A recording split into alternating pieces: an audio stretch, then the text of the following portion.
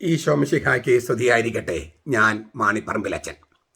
Liturgy class 66. കത്തോലിക്ക സഭയുടെ മതബോധനം 1086. അതനുസരിച്ച് ക്രിസ്തു പിതാവിനാൽ അയക്കപ്പെട്ടതുപോലെ ക്രിസ്തുവും സ്ലീഹന്മാരെ പരിശുദ്ധ റൂഹായാൽ നിറച്ച് അയച്ചു. അവനത് ചെയ്തത് അവർ സകല സൃഷ്ടികളോടും സുവിശേഷം പ്രഘോഷിക്കുന്നതിനും ദൈവപുത്രൻ തന്റെ മരണവും ഉത്ഥാനം വഴി നമ്മെ സാത്താന്റെയും മരണത്തിനെയും ശക്തിയിൽ നിന്ന് വിടിവെച്ചുവെന്നും തന്റെ പിതാവിന്റെ രാജ്യത്തിലേക്ക് നമ്മെ കൊണ്ടുചെന്നിരിക്കുന്നുവെന്ന് പ്രഖ്യാപിക്കുന്നതിനും വേണ്ടിയായിരുന്നു. അവർ പ്രഖ്യാപിച്ച രക്ഷാപ്രവൃത്തി ബലിയിലൂടെയും കൂദാശകളെയും തുടർന്ന് കൊണ്ടുപോകണമെന്നും അവൻ ആഗ്രഹിച്ചു. ബലിയും കൂദാശകളും എന്ന ദിവ്യകർമ്മങ്ങൾക്ക് ചുറ്റുമാണ് സഭയുടെ ലിറ്റർജിക്കൽ ജീവിതം ചുറ്റിത്തിരിയുന്നത്, ഭ്രമണം ചെയ്യുന്നത്. ഞാനത് ഇംഗ്ലീഷിൽ കൂടി ഒന്ന് വായിക്കുകയാണ്. Catechism of the Catholic church 1086. Accordingly, just as Christ was sent by the Father, so also he sent apostles filled with the Holy Spirit. This he did so that they might preach the gospel to every creature and proclaim that the Son of God, by his death and resurrection, had freed us from the power of Satan and from the death and brought us into the kingdom of his Father. But he also willed that the work of salvation which they preached should set in train through the sacrifice and sacraments around which the entire liturgical life revolves. വാസ്തവത്തിൽ ഇത് രണ്ടാം Vatican സൂനോദസിന്റെ ലിറ്റർജിയെക്കുറിച്ചുള്ള പ്രമാണരേഖയുണ്ടല്ലോ, സാക്രോസാങ്ക്തും കൊഞ്ചീലിയം, 1963 തയ്യാറാക്കപ്പെട്ടതാണ്. അതിൽ നിന്ന് ഒരു paragraph അങ്ങനെ തന്നെ എടുത്ത് എഴുതിയിരിക്കുകയാണ്, ഖണ്ഡിക 6. ഇത് പറയുന്നതിന് മുമ്പ് നമ്മൾ സാധാരണ കേൾക്കുന്ന ഒരു വ്യാഖ്യാനമുണ്ട്. പ്രൊട്ടസ്റ്റന്റുകാരും എറണാകുളത്തെ വിമതരും ഒക്കെ പറയുന്ന കാര്യം, യേശുവിൻ്റെ മരണസമയത്ത് ദേവാലയ വിരി നെടുകെ പിളർന്നു. അപ്പോൾ ഇനി നമുക്ക് നേരെ അങ്ങ് ദൈവത്തെ സമീപിക്കാം. അപ്പം ഇനി പ്രൊട്ടസ്റ്റന്റുകാർ പറയും പുരോഹിതന്മാരുടെ ആവശ്യമില്ല, ദേവാലയ വിരി ഇങ്ങനെ പിളർന്നു പോയി, അപ്പം നമുക്ക് ദൈവത്തെ നേരെ നേരിട്ടങ്ങ് സംസാരിക്കാം, പുരോഹിതന്മാർ വേണ്ട. അപ്പോൾ കുമ്പസാരം വൈദികരോട് പറയേണ്ട കാര്യമില്ല, കുർബാനയുടെ ആവശ്യമില്ല, പൗരോഹിത്യം യേശു സ്ഥാപിച്ചിട്ടില്ല. അതായത് ലോകവും ദേവാലയം തമ്മിലുള്ള വേർതിരിവ് എടുത്തു കളഞ്ഞു, വിശുദ്ധവും അശുദ്ധവും തമ്മിലുള്ള വേർതിരിവ് എടുത്തു കളഞ്ഞു, പുരോഹിതനും അൽമാനും തമ്മിലുള്ള വേർതിരിവ് എടുത്തു കളഞ്ഞു. കാരണം രാജകീയ പൗരോഹിത്യം കൊടുത്തിരിക്കുന്നത്, ശുശ്രൂഷ പൗരോഹിത്യം എന്ന് പറഞ്ഞിട്ടൊരു പരിപാടി ഇല്ല എന്നൊക്കെയാണ് ഇവർ വാദിക്കുന്നത്. തീർന്നില്ല, പഴയ നിയമം പാടെ നിരാകരിക്കപ്പെട്ടുവെന്നും ക്രിസ്തു പുതിയ ഉടമ്പടി സ്ഥാപിച്ചപ്പോൾ പഴയ നിയമം ഏതാണ്ട് റദ്ദാക്കി എന്നുള്ള മട്ടിലാണ് ഇവർ പ്രചരിപ്പിക്കുന്നത്. അതിനാൽ ക്രിസ്തു ശുശ്രൂഷ പൗരോഹിത്യം സ്ഥാപിച്ചില്ലെന്ന് പ്രൊട്ടസ്റ്റന്റുകാർ പറയും. ഏതാണ്ട് അതേ മട്ടിലാണ് ഈ വിമത വൈദികരുടെയും കെട്ടുമട്ടുമൊക്കെ. പ്രൊട്ടസ്റ്റന്റ് സഭ അല്ലെങ്കിൽ പോലും പ്രൊട്ടസ്റ്റന്റുകാർ ചെയ്യുന്ന പോലെയാണ് അവർ ചെയ്യുന്നത്. വാസ്തവത്തിൽ ക്രിസ്തു ആരെന്നറിയാതെ ക്രിസ്തു ദർശനം അവതരിപ്പിക്കാൻ ശ്രമിക്കുകയാണ് ഇവർ. ക്രിസ്തു ആരെന്നറിയാതെ പലരും അങ്ങനെ ശ്രമിക്കുകയാണ്. അത്തരം ബാലിശമായ ആ വ്യാഖ്യാനങ്ങളെല്ലാം കണക്കിലെടുത്തിട്ടാണ് രണ്ടാം വത്തിക്കാൻ സൂനദസ് അങ്ങനെ നന്നായിട്ട് ആഴത്തിൽ പഠിച്ചിട്ടാണ് ഈ ഖണ്ഡിക രൂപപ്പെടുത്തിയത്. ഈ ഖണ്ഡിക നമുക്ക് പ്രത്യക്ഷത്തിൽ തോന്നും വളരെ സിമ്പിളാണെന്ന്, പക്ഷെ അത്ര സിമ്പിൾ അല്ല. അത് നോക്കുക, ഈ ഏറ്റായത്ത വചനം എന്താണ് ഈ ഇതിനകത്ത് പറഞ്ഞിരിക്കുന്നത്? ക്രിസ്തു പിതാവിനാൽ അയക്കപ്പെട്ടതുപോലെ ക്രിസ്തുവും ശിഷ്യന്മാരെ പരിശുദ്ധ റൂഹായാൽ നിറച്ച് അയച്ചു. ക്രിസ്തു സ്വയം വന്നതല്ല, പിതാവ് അയച്ചതാണ്. ക്രിസ്തു സ്വന്തം ഇഷ്ടത്താൽ വന്നതല്ല, അവനെ പിതാവ് അയച്ചതാണ്. എത്ര പ്രാവശ്യമാണ് കർത്താവ് പറയണേ, എൻ്റെ പ്രബോധനം എൻ്റേതല്ല, എൻ്റെ പിതാവിൻ്റെതാണ്. എനിക്ക് സ്വതേ യാതൊന്നും ചെയ്യാൻ കഴിയില്ല, എൻ്റെ പിതാവ് ചെയ്ത് കാണുന്നല്ലാതെ എനിക്കൊന്നും ചെയ്യാൻ കഴിയില്ല. യോഹന്നാൻ സുവിശേഷം 5-ാമത്തെ അധ്യായം 19 മുതൽ 30 വരെ നമുക്ക് വായിച്ച് നോക്കാം. ഈ വചനം കണ്ടിട്ട് വിശുദ്ധ അഗസ്തീനോസ് ആകെ ഞെട്ടിപ്പോയിട്ടുണ്ട്. കർത്താവ് പറയാണ്, എനിക്ക് സ്വതേ യാതൊന്നും ചെയ്യാൻ കഴിയില്ല. യോഹന്നാൻ 5:30 ഇതിങ്ങനെ ആവർത്തിച്ചിട്ടുണ്ട്. യോഹന്നാൻ സുവിശേഷത്തിലുണ്ട്, മറ്റു സുവിശേഷങ്ങളിലുണ്ട്. അപ്പോൾ അഗസ്തീനോസ് ചോദിക്കുക, എന്താ യേശു ഇങ്ങനെ പറയുന്നത്? അവൻ ദൈവമല്ലേ, എന്നിട്ടാണ് എൻ്റെ സ്വതേ എനിക്കൊന്നും ചെയ്യാൻ കഴിയില്ല എന്ന് പറയണേ? അപ്പോൾ ഈ അഗസ്തീനോസ് ഇപ്പോൾ നമ്മൾ ഈ ബൈബിൾ വചനം വായിച്ചിട്ട് മനസ്സിലായില്ലെങ്കിൽ ആൾക്കാരെന്താ ചെയ്യണേ? ഇതൊക്കെ കത്തോലിക്ക സഭ തെറ്റായിട്ട് പഠിപ്പിക്കുക എന്ന് പറഞ്ഞിട്ട് വേറെ കത്തോലിക്ക സഭയിൽ നിന്ന് വിട്ടുപോകും. ആഴത്തിലേക്ക് പോകില്ല. ആഴത്തിലേക്ക് പോകാൻ മനുഷ്യർക്ക് മനസ്സില്ല, അല്ലെങ്കിൽ സമയമില്ല. സമയമുണ്ടെങ്കിലും മനസ്സില്ല. ആഗസ്റ്റിനസ് അങ്ങനെയല്ല. അദ്ദേഹത്തിന് ഒരു ഇടർച്ച തോന്നുന്ന ഒരു വചനം കണ്ടാൽ അതൊക്കെ അതിങ്ങനെ ചെകയും, ഇങ്ങനെ ആഴത്തിലേക്ക് കുഴിച്ച് ഒരു ദിവസം അദ്ദേഹത്തിൻ്റെ ഒരു വെളിപാട് പോലെ ഒരു ഉത്തരം കിട്ടുകയാണ്. 2 വാക്കുകൾ കൊണ്ട് അദ്ദേഹം അത് അവതരിപ്പിച്ചു. ഫ്രം ഫോർ, ഇംഗ്ലീഷിൽ from for. Jesus is totally from the father. From, totally from the father, totally for others, nothing for himself. ക്രിസ്തു പൂർണ്ണമായും ദൈവത്തിൽ നിന്ന്, പൂർണ്ണമായും മറ്റുള്ളവർക്ക് വേണ്ടി, തനിക്ക് വേണ്ടി തന്നെ യാതൊന്നുമല്ല. ഞാൻ ഒന്നുകൂടി പറയുക, ക്രിസ്തു പൂർണ്ണമായും ദൈവത്തിൽ നിന്ന്. അപ്പോൾ സ്വതവേ ഒന്നും ചെയ്യാൻ കഴിയില്ല, സ്വയമേ ഒന്നും ചെയ്യാൻ കഴിയില്ല. പൂർണ്ണമായും ദൈവത്തിൽ നിന്നാണ്, പൂർണ്ണമായും മറ്റുള്ളവർക്ക് വേണ്ടിയാണ്. ആ പൂർണ്ണമായും ദൈവത്തിൽ നിന്ന് പൂർണ്ണമായും മറ്റുള്ളവർക്ക് എന്നുള്ളതാണ് അവന് തുറന്നു കിടക്കുന്ന ആ പാർശ്വം. അതിങ്ങനെ തുറന്നു വെച്ചിരിക്കുകയാണ്. അവിടെയാണ് തോമസിന്റെ കൈവയ്ക്കാൻ പറഞ്ഞത്. നമ്മളെയൊക്കെ മാമോദീസ കൊണ്ടും തൈലാഭിഷേകം കൊണ്ടും കുർബാന കൊണ്ടും ഒട്ടിച്ചു ചേർക്കുന്ന അവിടെയാണ്. ഉത്ഥിതന്റെ ആ ജീവജലവും ഉത്ഥിതന്റെ ജീവരക്തവുമാണ് മാമോദീസയും കുർബാനയും. ഇത് വെറും ഭാവനയല്ല, ഇത് യാഥാർത്ഥ്യമാണ്. അപ്പോൾ ക്രിസ്തു പൂർണ്ണമായും ദൈവത്തിൽ നിന്ന്, പൂർണ്ണമായും മറ്റുള്ളവർക്ക് വേണ്ടി. ദൈവസ്നേഹവും പരസ്നേഹവും, ഈ 2 സ്നേഹങ്ങൾ പിടിച്ചു വലിച്ചപ്പോൾ അവൻ നെടുകെ പിളർന്നു പോയി. അതാണ് ഈ ദേവാലയ വിരി എന്ന് പറയണേ. അവന്റെ ദേഹമാകുന്ന ദേവാലയ വിരിയിലൂടെയാണ് നമ്മൾ ദൈവത്തെങ്കിലേക്ക് പ്രവേശിച്ചതെന്ന് ഹെബ്രായ ലേഖനം 10:20 പറഞ്ഞിട്ടുണ്ട്. ഈ ദേവാലയ വിരി എന്ന് പറയുന്നത് യേശുവിൻ്റെ ദേഹമാണ്. ദേവാലയ വിരി അത് പിളർക്കപ്പെട്ടപ്പോഴാണ് നമുക്ക് പിതാവെങ്കിലേക്ക് കടന്നു ചെല്ലാൻ കഴിയുന്നത്. ഇത് എൻ്റെ വ്യാഖ്യാനമല്ല, ഹെബ്രായ ലേഖനം 10:20 ഞാൻ പറയണേ, 10, 19, 20. അപ്പൊ ദേവാലയ വിരി എന്ന് പറയുന്നത് ജെറൂസലം ദേവാലയത്തിലെ വിരി അല്ല പിളർക്കപ്പെട്ടത്, മറിച്ച് ഈശോയുടെ ദേഹമാകുന്ന വിരിയാണ്. ആ വിരിയിലൂടെയാണ് നമുക്ക് ദൈവത്തെങ്കിലേക്ക് പോകാൻ പറ്റുക. വിരി തുറക്കപ്പെടുമ്പോൾ, ആ വിരി തുറക്കപ്പെട്ടപ്പോഴാണ് ജീവജലമായ പരിശുദ്ധാത്മാവ് നമ്മിലേക്ക് വരുന്നത്. ജീവജലം ആ പിളർക്കപ്പെട്ട പാർശ്വത്തിൽ നിന്നാണ്. അവിടെ നിന്നാണ് കുർബാനയും വരുന്നത്, അവിടെ നിന്നാണ് സഭ വരുന്നത്. ആദാമിന്റെ പാർശ്വം പിളർന്ന് സഭ എടുക്കപ്പെട്ടതുപോലെ യേശുവിന്റെ പാർശ്വം പിളർന്ന് രക്തത്തിലും വെള്ളത്തിലും സഭ പിറന്ന് വീഴുകയാണ്. ഒരു സ്ത്രീ കുഞ്ഞിനെ രക്തത്തിലും വെള്ളത്തിലും പ്രസവിക്കുന്നത് പോലെ. അതുകൊണ്ടാണ് കുരിശുമരണത്തെ സ്ത്രീയുടെ പ്രസവ വേദനയുടെ കർത്താവ് ഉപമിച്ചത്. യോഹന്നാൻ 16:21. ചുരുക്കത്തില് ക്രിസ്തു സ്വന്തം ഇഷ്ടത്താൽ വന്നതല്ല, പിതാവ് അവൻ അയച്ചതാണ്. അതേസമയം പിതാവുമായിട്ട് ഒന്നാണ് താനും. ഞാനും പിതാവും ഒന്നാണ്. യോഹന്നാൻ 10:30. എൻ്റെ പ്രബോധനം എൻ്റേതല്ല, എൻ്റെ പിതാവിൻ്റെതാണ്, എനിക്ക് സ്വയമായിട്ടൊന്നും പഠിപ്പിക്കാൻ പറ്റില്ല. യോഹന്നാൻ 7:16.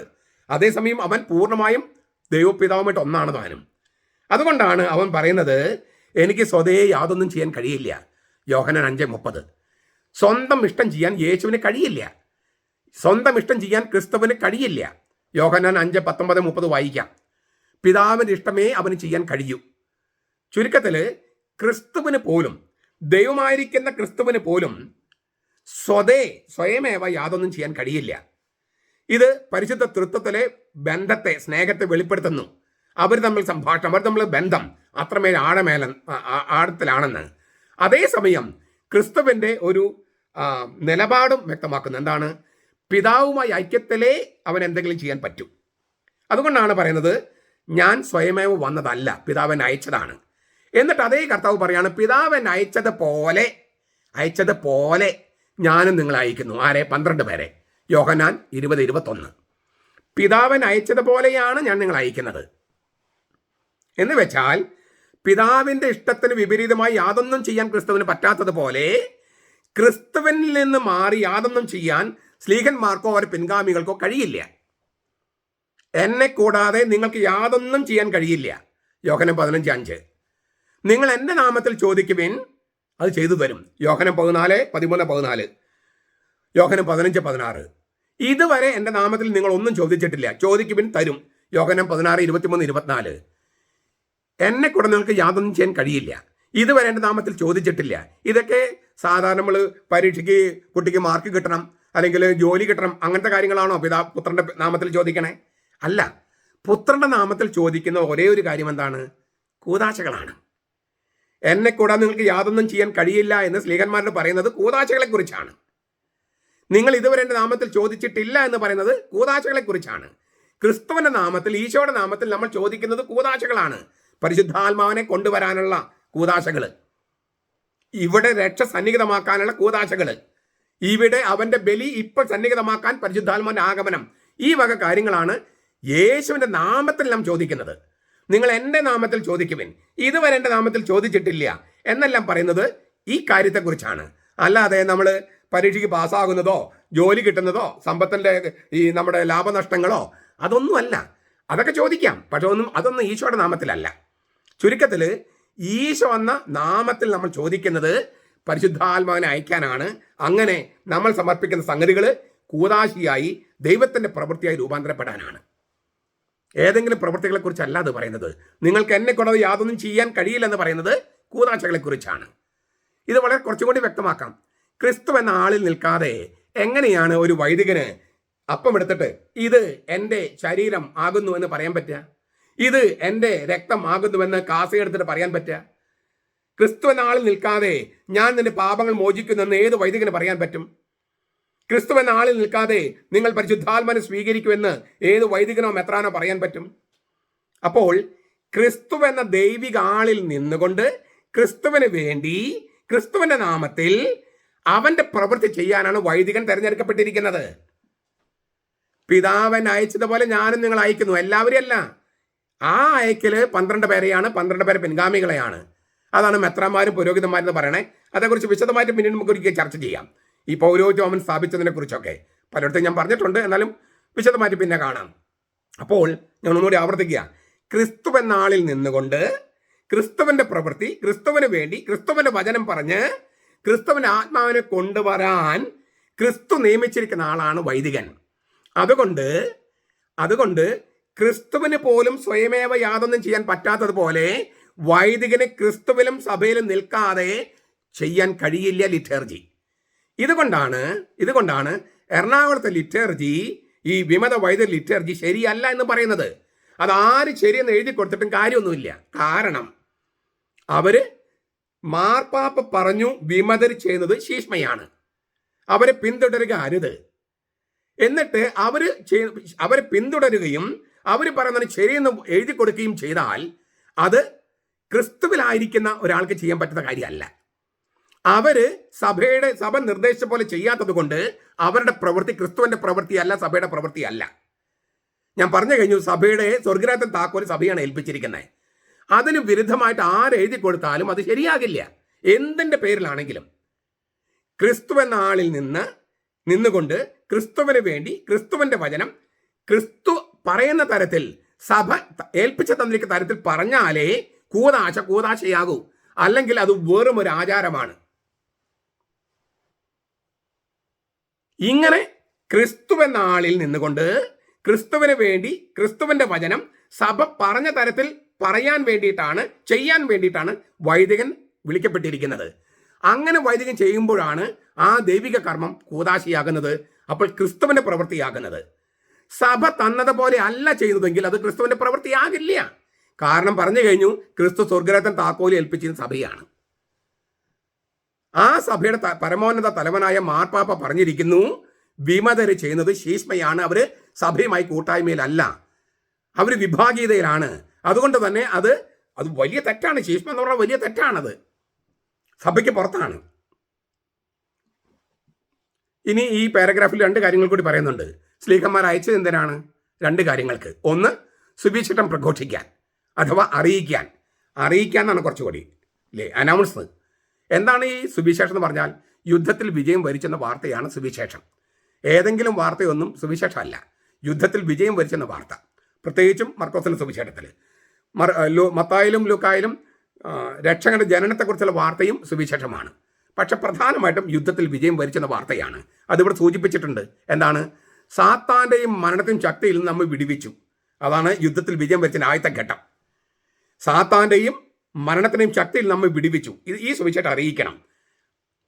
അതിന്റെ 2ാമത്തെ ഭാഗം, ആ വാർത്തയുടെ 2ാമത്തെ ഭാഗം, തൻ്റെ പിതാവിൻ്റെ രാജ്യത്തിലേക്ക് നമുക്ക് പ്രവേശനം നൽകി, സ്വർഗ്ഗരാജ്യത്തിലേക്ക് ഇപ്പം തന്നെ പ്രവേശനം നൽകി. സാത്താൻ്റെ ഈ മരണത്തിനെയും ശക്തിയിൽ നമ്മൾ വിടുവിച്ചു, തൻ്റെ പിതാവിൻ്റെ രാജ്യത്തേക്ക് പ്രവേശനം നൽകി. അപ്പോൾ നമ്മൾ ചിലപ്പോൾ ചോദിക്കാം, അച്ചോ ഈ സാത്താൻ്റെയും മരണത്തിനെയും ശക്തിയും വിടുവിച്ചത് കൊണ്ട് നമ്മൾ ഇപ്പോഴും പാപം ചെയ്യുന്നുണ്ടല്ലോ. ഉണ്ട്.